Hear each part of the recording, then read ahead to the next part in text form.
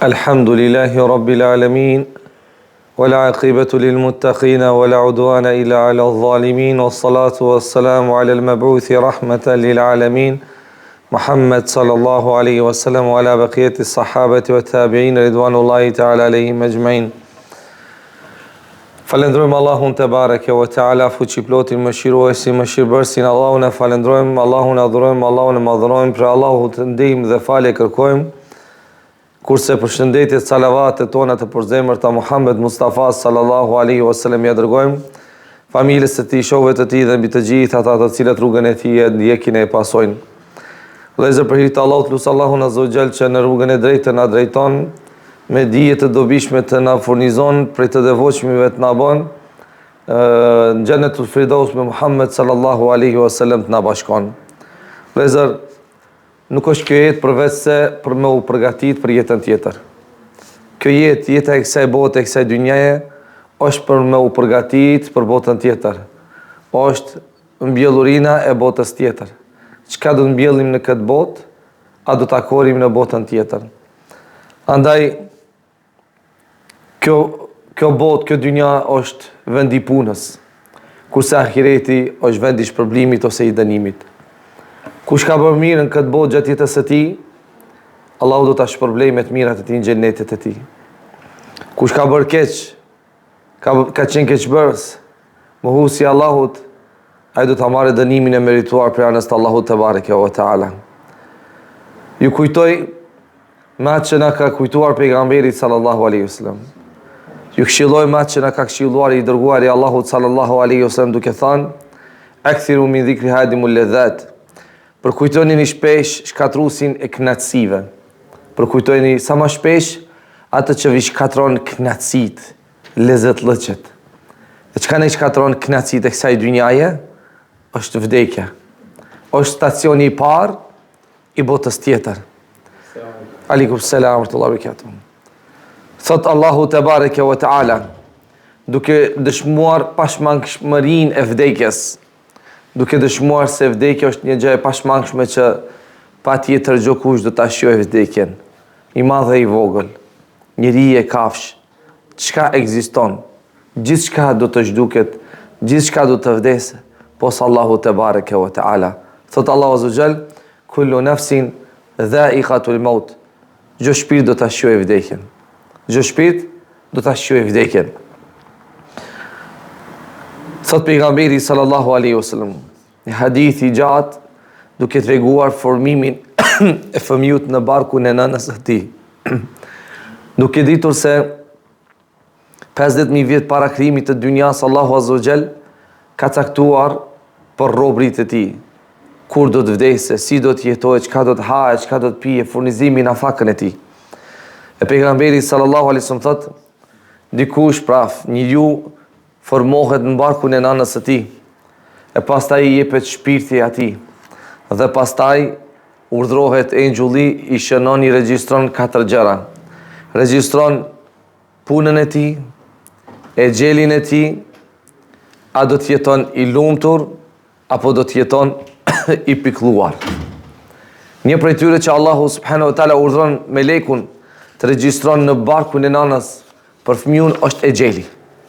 Kur njeriu do të vdesë. Çdo kush prej nesh që kemi të caktuar vdekjen, sot apo nesër. Nuk është më rëndësi, si ka thënë Sheikh Uthejmini, Allahu më shiroft, nuk është më rëndësi kur do të vdesim. Është më rëndësi si do të vdesim. Çfarë gjendje do të vdesim? Në çfarë gjendje do të ndahemi prej kësaj dynjaje? Në çfarë gjendje do të na takojë meleku i vdekjes me melaçet e tjerë? A do të dalim para Allahut si adhurues, apo do të dalim para Allahut si mashtrues e mohues? Pra, më rëndësi është si do të vdesim. Por kur do herë një ditë, do të vdesim. Varri është stacioni i parë i botës tjetër. Ka thënë i dërguari Allahut sallallahu alaihi wasallam. Varri është stacioni i parë i ahiretit. Kush shpëton fe naja minhu, naja fama ba'dahu aysar minhu. Pastaj çka vjen ajo tjetër është më lehtë për ta. Kush shpëton në stacionin e parë, pastaj çka vjen është ma lehtë. Por o ilëm jenë gjumin hu, nëse nuk shpëton në stacionin e parë, në varë, fe ma ba'dahu ashaddu minhu. Ajo çka vjen pastaj është hala më e vështirë, më e rëndë. Veprat shkojnë me njeriu në varë. Masi që njeriu të fillon prej stacionit të jetës tjetër, që është vari. Ne e dim shumë mirë se në varë nuk futet askush me njeriu. Dhe as që dikush i gjallë dëshiron të futet me i vdekurin në varë. Edhe pse në këtë botë, këtë dynja kanë qenë më të afërmit, më të dashurit. Nuk dëshiron bashkëshorti të futet me bashkëshorten e tij në varë, sepse ajo është e vdekur, kjo është i gjallë.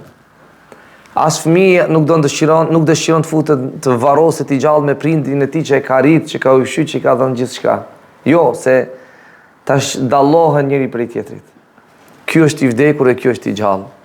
Ky vazhdon të jeton, jetën e tij ta jetoj, edhe të sprovohet me sprovat e kësaj bote, e kësaj dynjaje, kurse i vdekuri ma fillon stacionin e botës tjetër, ku ai në varr ose do të dënohet, ose do të shpërblehet. Wa naktubu ma qaddamu wa atharahum, thot Allahu azza jall, ne i shkruajmë ato që kanë bërë dhe gjurmat që kanë lënë. Ne shkruajmë ato që kanë bërë dhe gjurmat që kanë lënë pas tyre si gjurma. Thot pejgamberi sallallahu alaihi wasallam, kur vdes njeriu, tre e përcjellin deri te varrezat, deri te vari. 2 kthehen, 1 vetëm mbetet me të. Thot kthehet pasuria e tij dhe familja e tij. Gjithë çat pasuri që ke grumbulluar këtë botën, këtë dynja, dhe që ke vrapu pa ndal, natë e ditë, dhe që qëllimi final ka qenë sa ma shumë me i bo, sa ma shumë pasurin me shtu, me shumu, vjen momenti gjitha që ke grumbullu, betet të ndurët të tjerve.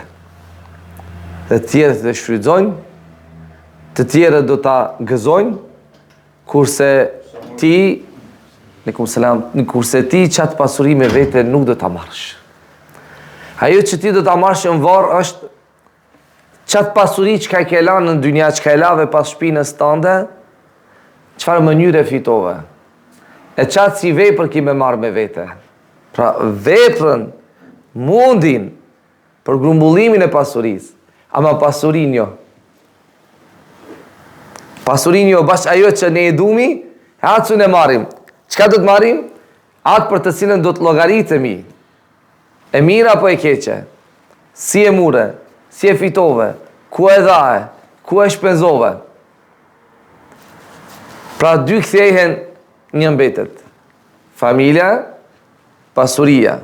Ma të afërmit e tu. As kush s'kan me nejt, krejt kan me hik. Ditën e parë, qatë moment, kan me të kujtu pak, qatë natë, vjen dita e nesër me dita tjetër, nisin ma të harojnë, sepse ato jepen pas bukurive, knatësive, lezetlëqeve, knatësive të kësaj dynjaje, dhe ata ma nuk meren me ty.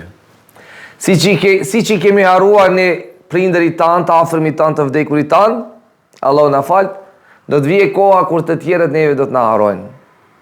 Pse do të na harojnë? Për shkak se nuk kemi merituar që ata në lutjet e tyre të na kujtojnë. Nuk kemi merituar që ata në lutjet e tyre të na kujtojnë, si që i kujtojmë në shumë lutje dua, djetare, sahabë, njerëz të famshëm, njerëz të hajrit të devotshëm, që vetëm kur përmendet emri i tyre dhe bëjmë dua rahimahullah, radiallahu anhu. Njerëz të cilët pas tyre kanë lënë gjurma të mëdhoja, mbi të cilët gjurma ecim ne si umet dhe i pasojmë, gjurma të shëndosha të hajrit të dobishme për ne këtë botë dhe botën tjetër. Dhe ata njerëz ne i kujtojmë sepse Allahu e ka bërë që ti kujtojmë. Dhe për ata njerëz ne lutemi dua bëjmë sepse Allahu subhanahu wa taala e ka bërë që ne për ata të lutemi. Ama nëse ne vdesim dhe njerëzit me njëherë në harojnë, vaj halli për ne, se s'kemi lanë asgjë pas nesh që ata të na kujtojnë dhe për ne të lutemi. Po unë i bona 1 milion e bona, mos me ndo se do të thuan diçka ose vetëm nëse jenë e vlatë të hajrit, për ndryshe edhe do të harojnë edhe për milionshin që ke grumbullu. Vetëm se ata do ta shfrytëzojnë, ata do ta gëzojnë, ata do t'i harxojnë, e ti do duhet llogaritesh për punët e tua, dhe kjo është e treta e cila futet me njeriu në varr. Vepra. Puna. E mira apo e keqe. Bashkë me njeriu varoset vepra e tij, siç ka thënë i dërguari i Allahut sallallahu alaihi wasallam. Cilat janë veprat tona? A më shumë janë veprat mira apo të këqija? A i kemi shtuar veprat e mira apo i kemi shtuar veprat e këqija? A do të na nxjihet varri apo do të na ndriçohet varri? A do të na shtrëngon e ngushton nga dashuria apo do të na ngushton e shtrëngon për ka dënimi, hidhrimi Allahut azza wa jall? Çdo kush duhet ta llogarisë vetin e tij para se të jetë vonë, para se me na llogarit të tjerët neve. Çdo kush duhet ta llogarisim vetin tonë çdo ditë për veprat tona e kësaj dite që kemi bë, për veprat e ditave tjera që kemi bë, sa jemi dhënë më së bote, më së dynjaje, sa i kemi anashkaluar urdhrat e Allahut, ndalesat e Allahut azza wa jall, sa justifikojmë vetin me justifikime të papranueshme tek Allahu te bareke ve teala për neglizhimin e dinit të fesë të Allahut azza wa jall.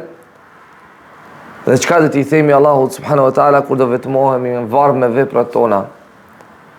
Cila do t'jetë gjendja jonë? Kur ta mendojmë këtë, kur të flasim për këtë, padyshim se kënaqësitë e kësaj dynjaje prishin shkatërrohen. Planet e tua çka i ke? Qëllimet çka i ke? Për në të ardhmen. Çka kanë bëjë me këtë botë, me këtë dynja, kur ta kujtojsh vdekjen, themi ne thjesht kamët kuten. Pse? Për shkak se është një realitet i pashmangshëm, i pamohueshëm. Musliman e jo musliman, besimtar e jo besimtar, të gjithë në vdekjen besojnë dhe askush vdekjen nuk e mohojnë. S'ka kush mund ta mohon se është diçka që ka ndodhur me të gjithë dhe do ndodhe me ne. Sa jemi të përgatitur për këtë moment? Sa jemi të përgatitur shpirtërisht dhe me vepra për këtë moment të vështirë, për të cilin pejgamberi sallallahu alaihi wasallam ka thënë la ilaha illallah, me të vërtet dhimbjet e vdekjes janë të rënda, janë të mëdha. Momenti kur s'don ma ta shohësh as evladin, momenti kur nuk don ta shohësh njeriu më të afërt, momenti kur nuk don askush të hyjë te dhoma yte, për shkak se ti ma tash përballohesh me smutit, me dhimbjet e vdekjes, dhe po shfaqen gjëra të ndryshme para syve tu, dhe se dhimbjen dhe vështirësinë tënde të brendshme ti çka i ke me askush nuk e din posa Allahu te bareke ve teala. E ky moment ka më ardhur vëllezër. Sot o nesër, apo as nesër, ka më ardhur dhe ikjes ka. Atëherës ndoshta do të na mundson Allahu të bëjna pak pishman, por ndoshta pishmallëki mund të jetë pas vdekjes. Pishmallëki pas vdekjes do të jetë si, ama kot. Do të jetë kot. Por nëse bëhemi pishman tash, nëse tash bëhemi pishman, nëse tash pendohemi, nëse tash vetëdijsohemi, nëse tash uzohemi, nëse tash shërohemi, nëse tash përmirësohemi, atëherë ende kemi kohë për ta përmirësuar gjendjen tonë dhe për të penduar tek Allahu te bareke ve teala. Allahu na përmirësoft e na vetëdijsoft ya rabbel alamin. Al-isti'dadu al-haqiqi lil-maut. Përgatitja e vërtet për vdekjen. Përgatitja e vërtet për vdekjen. Ka thënë Hasan al-Basri rahimahullah, vdekja e ka zbuluar të vërtetën e kësaj bote dhe nuk i ka lënë njeriu të mençur gëzim në të. Vdekja, kur e shef një pasanik më të madh, ose njeriu më të afërt, më dashur, se si më të largohet dhe nuk do ta shohësh më, dhe se shtrati i tij do të jetë dheu, dhe se ti me durët e tua do të ambulosh me dhe. Kur ta shohësh këtë gjendje realt, çka themi, kur gjë kjo dynja pas ka qenë e rejshme. Ajo që e bon kjo dynja të jetë e rejshme është vdekja. Sepse vdekja e ka zbulu të vërtetën e kësaj bote, se më të vërtet kjo është lahum wa laib, është dynjaja për me na mashtru, për me na devju bukurit e kësaj dynjaje, ku fëmijët edhe si fëmijë janë fitne, edhe gratë, edhe pasuria, edhe gjithë shka gjo bukurit e kësaj bote, njeriu e dobëson shpirtërisht me iman në lidhje me botën tjetër, e largon nga ahireti. E kjo vdekje e ka zbulu të vërtetën e kësaj dynjaje, që të gjithë themi kur gjë kjo dynja e rejshme. Por ma shumë kur themi e rejshme, kur të plakemi, kur na kape mosha e pleqërisë. Gjë, kjo dynja kështë të qenë e rejshme. Po. Me kuptu këtë ala më herët, për me i shfrytzu vitet dhe ymrin, çka na ka mbet. Sepse nuk ka dyshim se kjo dynja është e rejshme. Para se ta themi ne këtë e ka thënë Allahu dhe pejgamberi sallallahu alaihi wasallam. Dhe prandaj Allahu azza xhela ka dhënë çat vdekja, se sikur mos kishte qenë e rejshme kjo dynja, kishim jetu për herën këtë dynja. Po lumi ai që e shfrytëzon çashtu si duhet, lumi ai që jeton jetën mbas ose përputhshmëri me urdhrat e Allahut azza xhel, duke u larguar ndalesave të Allahut subhanahu wa taala, duke pasuar rrugën e pejgamberit sallallahu alaihi wasallam. Lumi ai që jetën jeton me modesti, me sinqeritet, me butësi, me dashuri. Lumi ai që nuk e ngren kokën e tij mbi kokët e tjera, lumi ai që nuk tregohet arrogant, që nuk tregohet mendjemadh, lumi ai që tregon mëshirë ndaj të tjerëve, lumi ai që adhuron Allahun atë ditë, lumi ai që pason pejgamberin sallallahu alaihi wasallam. Lumi ai që përgatitet për të takuar Allahun, sepse pejgamberi sallallahu alaihi wasallam ka thënë: "Men habba liqa Allah, habba Allahu liqa." Kush dëshiron të takon Allahun, Allahu don të takon atë njeri. Kush dëshiron të takon Allahun, Allahu don të takon atë njeri. O men kariha liqa Allah, kariha Allahu liqa. Kush urejn takimin me Allahun, Allahu urejn takimin me ta. A duna me vdek? E urejn. Jemi të lidhët për këtë dynja. Po është kjo urejtje për me taku Allahun? Aisha i ka thënë: "Ja Resulullah, po të gjithë neve urejmë vdekjen, të gjithë urejmë vdekjen, njeriu don të jeton." Ka thënë pejgamberi sallallahu alajhi wasallam: "O Aisha, nuk është kjo për qëllim është kush përgatitet me iman, me adhurim, me vepra të mira për me taku Allahun, Allahu dëshiron me taku atë njeri. Por kush bën keq, mohon Allahun, mohon dinin e tij, nuk realizon urdhrat e tij, nuk u largon ndalesave të tij, këtë njeri Allahu uren të takon." Pra, edhe pse ne nuk duhemi të vdesim për shkak të dobësisë tonë si njerëz, si krijesa dhe lishmërisë tonë me këtë dynja, Allahu na i lidh zemrat me ahiretin, edhe normal njeriu nuk don të dahet prej familjes, nuk don të dahet prej fëmijëve, nuk don të dahet prej shoqënisë, don të jeton ala.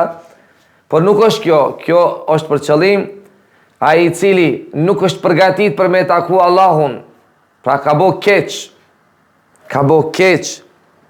s'ka besu, s'ka fal namaz, s'ka lezu Kur'an, s'ka punu me Kur'an, s'ka punu me sunet, Allahu nuk do të takon këtë njeri.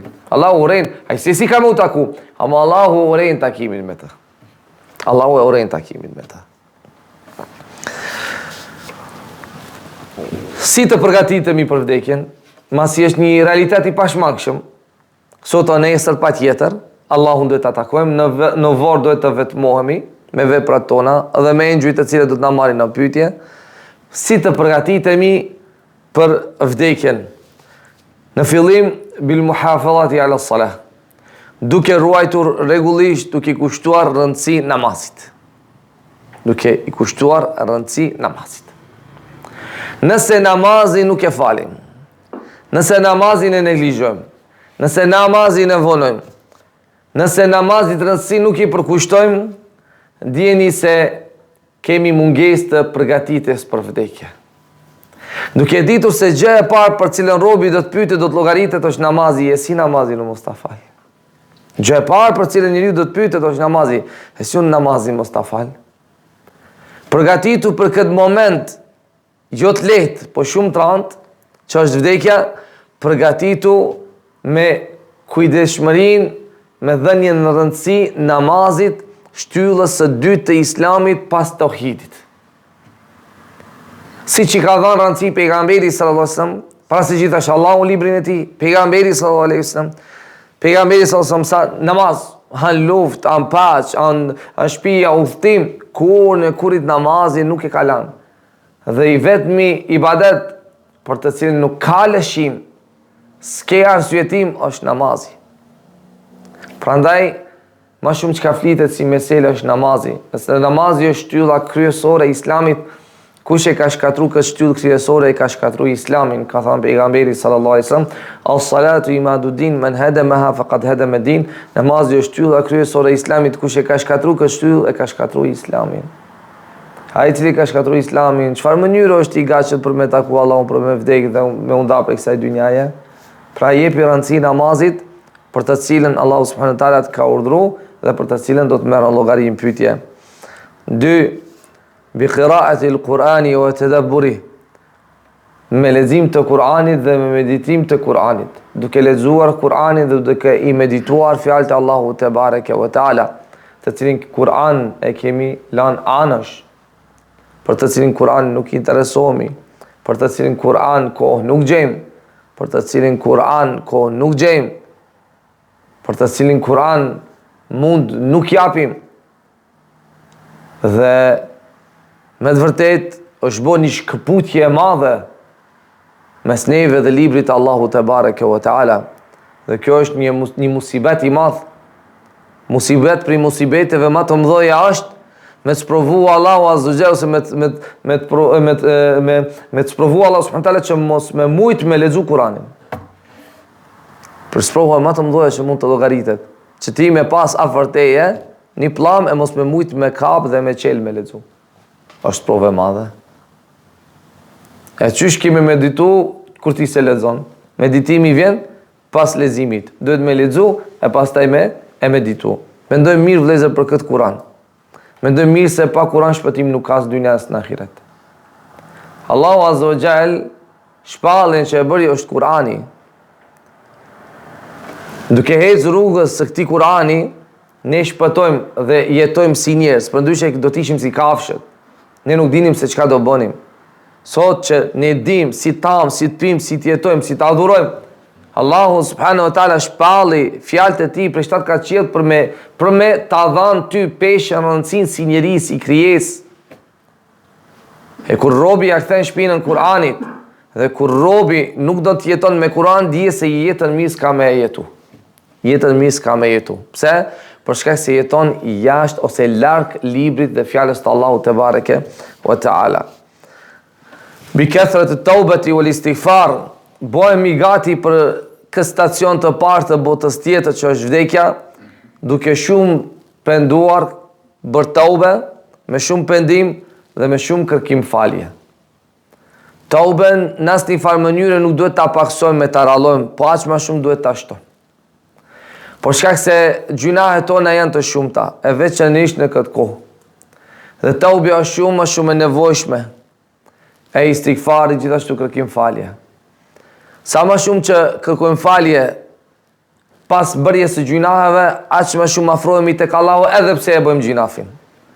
Sepse Allahu subhanahu wa taala e din se ti si rob gjunahi nuk e don. Për ja dobësia yte ti Allahun me këtë gjunah e mëkaton, po përsëri ti Allahu nuk e haron dhe për shkak të gjunahit ti për Allahut falje kërkon. Me njërë pas bërjes së mëkatit, pas mëkatimit ti, me njërë drejtohesh tek Allahu, qanë, pendohesh, kërkon falje. E për shkak të saj Allahu subhanahu wa taala do të hapë sukses, do të hapë taufik që ti të shmangish atë gjunahi, atë harami dhe të shndrosh rrugën e Allahut te bareke ve taala. Por tauben mos e ndal. Tauben mos e ndal natë e ditë. Natë e ditë që nëse të vjen momenti i vdekjes, ka ardhur me leku i vdekjes të ka marrë shpirtin me taube. E gjunahet e tua do të falen dhe do dalish para Allahut subhanahu wa taala me gjunahet të falura. E ne nuk e dim se kur do të vdesim, kur do dahemi për kësaj dynjaje, a kishim dash që të ndahemi me taube? Pa pikë dyshimi. Atëherë, ta shtojmë tauben, ta shtojmë pendimin. Bid-dua, bi an yahsin Allahu lana al-khatima. Me lutje sa më shumë, që Allahu azza wa jalla na jep një fund i mirë. Na të di duke u lutur Allahu subhanahu wa taala para se të shtrihesh flesh, o Allah, me jep një fund të mirë. Nëse ky gjumë është i fundit, le të jetë me khajr, me të mirë. Nëse namazi është i fundit, o Allah, le të jetë si vepra ime e mirë. O Allah, fundi im të jetë me një vepër e mirë. Vepra e mirë të jetë vepra e fundit të këtë botë, këtë dynja. E kështu të rinjallen para Allahut Azza wa Jall me qatë vepër, siç ka thënë pejgamberi sallallahu alaihi wasallam, njeriu do të vdesë ashtu siç ka jetuar. Edhe do të rinjallet ashtu siç ka vdekur. Si ka jetu? Ka jetu me harame, me konsumim të alkoolit, me harame të ndryshme, e ka pas qef, e ka pas qef dhe me atë jetën e ka kalu, vjen momenti ku edhe qashtu ndronë jetë, ama edhe qashtu do të rinjallet për Allahut Azza wa Jall në ahiret. E thot pejgamberi sallallahu alaihi wasallam, innamal a'malu bil khawatim, me të vërtet veprat tek Allahu llogaritën sipas fundit. Fundit, si e ka pas fundin?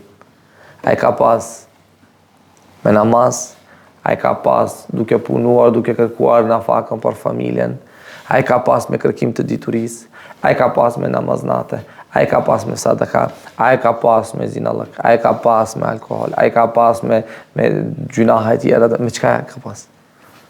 Edhe që ashtu do të ringjallet për Allahu te bareke ve taala ditën e ahiretit. Vëllezër, pra vdekja nuk është fundi, por është fillimi i përjetësisë.